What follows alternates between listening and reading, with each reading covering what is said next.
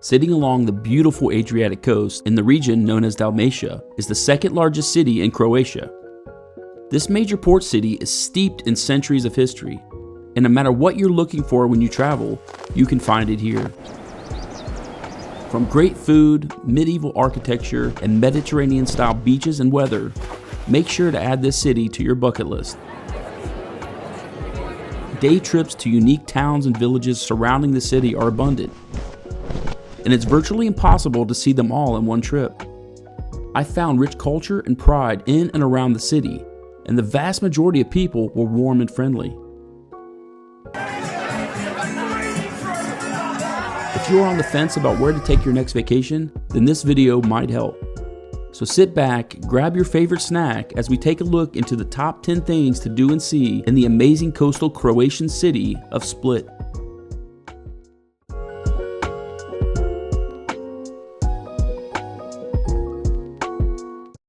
Since 1979, this city has been on the list of UNESCO World Heritage Sites. And although Split is known for the Roman Empire Diocletian and his palace, the city was originally founded centuries before as a Greek colony, sometime between the 3rd and 2nd century BC. Split has a population of approximately 160,000 people, but according to the census, that number is down 20% since the early 1990s. The majority of Croats are Roman Catholic, and I found the city to be very safe and easy to navigate. Ever since Croatia declared the independence from the former communist Yugoslavia back in the 1990s, it has slowly gained popularity as a major tourist destination. Today, Split is much more than a transportation hub, and these are the top things that we did during our recent trip. Number 1, take a walking tour of Old Town.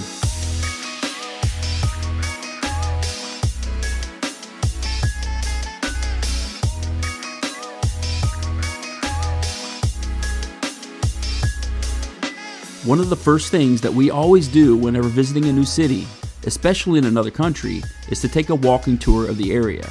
You can find cheap tours that are informational only, but we prefer the ones that include local food and drinks. Most major cities offer these type of tours, and a few of the apps that we use are Airbnb, TripAdvisor, and Viator. This is an excellent way to learn about the area, the local food and culture, and we almost always meet new people from around the world. Plus, you can ask any questions of your local guide if you want more information. After the tour, you will feel much more comfortable and knowledgeable of the area. My advice if you're planning a trip to Split, try not to go during peak season, that being late June through early September. It's very crowded, expensive, and uncomfortably hot. Moving on to number 2 on the list, and that is take an open bar cruise with live music at sunset. This was probably our most memorable night in Split.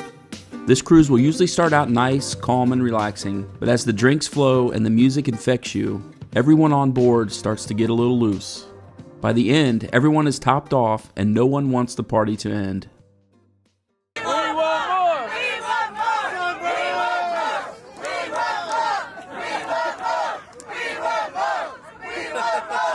You will definitely meet some new friends, and most of the time, things spill over into one of the local pubs.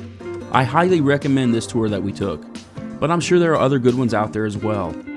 Oh, and I almost forgot to mention, you do get to see a nice sunset as well. Number 3, explore the narrow alleys of Old Town and people watch in Diocletian's palace.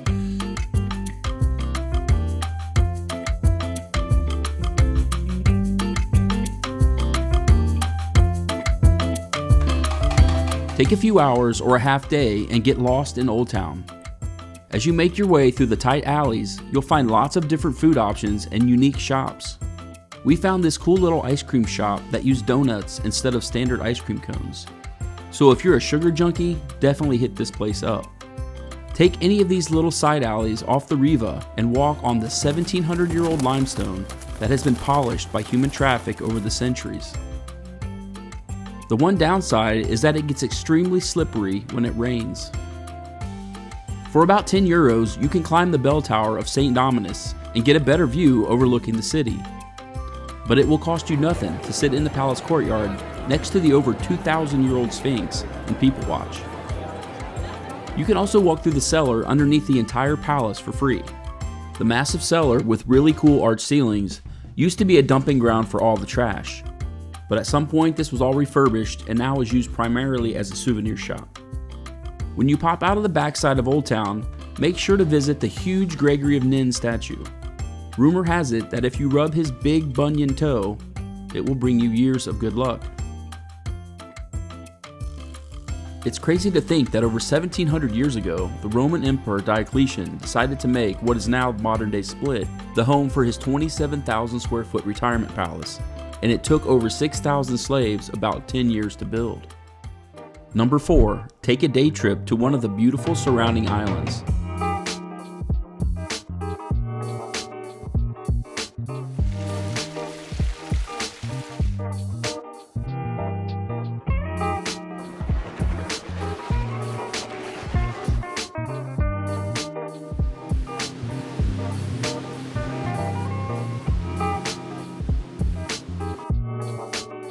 Hvar was our favorite island that we visited. Hvar is just a quick 1-hour ferry ride from Split, and on the TP line will run you about 20 euros each way per person. Hvar receives the most amount of sunshine out of the entire region and is known as the Party Island because of its vibrant nightlife. Hvar is also famous for the oldest theater in Europe, dating back to 1612, and the medieval Spanish fortress that overlooks the main harbor. It's a pretty easy 15-minute hike up that's almost all paved. The price for admission to the castle is 10 euros per adult. Walk up to the 5th floor rooftop lounge at the Adriana Hotel for some drinks and a nice view overlooking the harbor. Hvar is a relatively big island, but a small town, and you can pretty much walk around most of it on the paved path that snakes around the coastline. You can rent small boats or hire a water taxi to explore the scenic islands right across the small channel. Jump in a cab or a bus and head over to number 5 on the list, and that is take a day trip to the highly underrated old town of Trogir.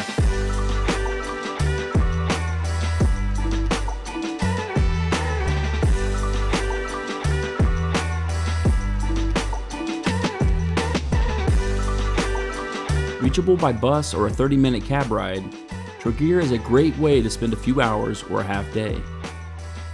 The street markets outside of the old town is a good place to pick up some souvenirs or a quick bite to eat, but honestly I would save the food for one of the relaxing restaurants along the water in Old Town.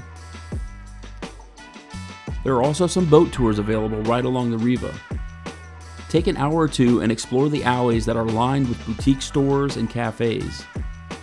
The food here was very good and reasonably priced.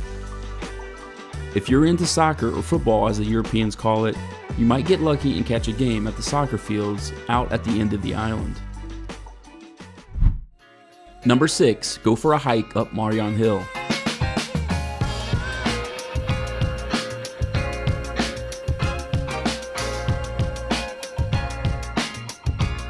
Marjan Hill is located on the west side of Split and is the perfect place to escape the city for a few hours and relax in nature.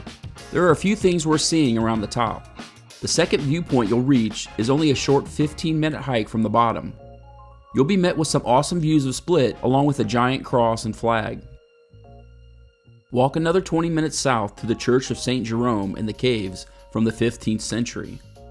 On your way down, stop at the open-air restaurant for a bite to eat and some drinks and enjoy the view overlooking Split.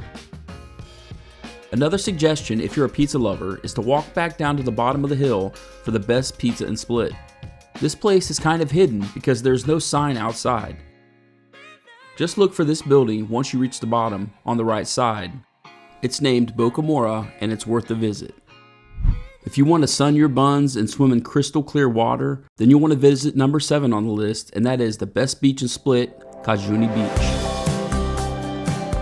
This beach is located towards the end of the peninsula and is not really walkable from town, so you'll want to grab a cab or an Uber.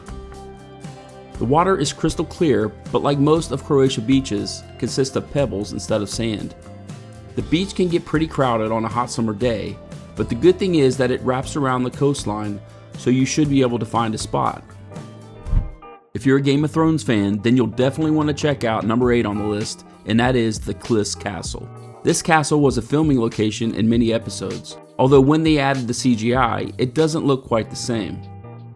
It's about a 30-minute cab ride from Old Town Split and will cost you €10 to enter. Number 9, hire a private driver to take you around on a custom tour. This is something we did on a whim one day and it worked out great. Summer college kids looking to make some extra money. Head down to the north end of the Riva and you'll find several people that offer tours. You can customize a tour for things you want to see, or if you're not sure, they will put something together for you. We spoke to a couple different tour guides until we found one that we liked and then worked out a price. Some of the places I covered earlier in this video was part of that tour. The one place that I would probably skip if I had to do it all over would be Solana. The history is interesting, but the site is basically a pile of rubble. Well, that's going to wrap up this video. If you were on the fence about Croatia or Split, I hope this video helped.